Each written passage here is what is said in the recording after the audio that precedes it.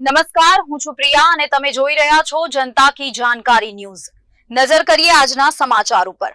Patan Radhanpur Narmada colony પાસે પાણીની પાઇપલાઇનમાં ભંગાણ, હજારો લીટર પાણીનો વેડફાટ।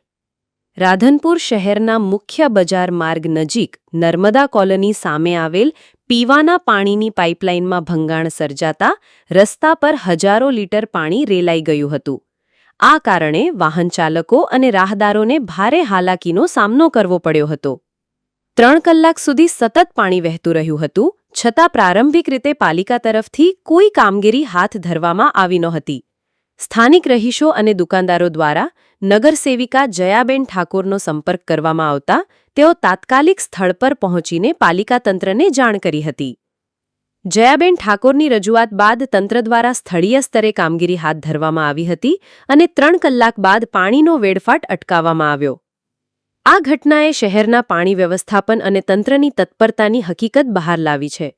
સ્થાનિકો અને રાહદારોએ તંત્ર સામે નારાજગી વ્યક્ત કરી છે અને ભવિષ્યમાં આવી સ્થિતિ ન સર્જાય તે માટે કડક પગલાં લેવા માંગ ઉઠાવી છે।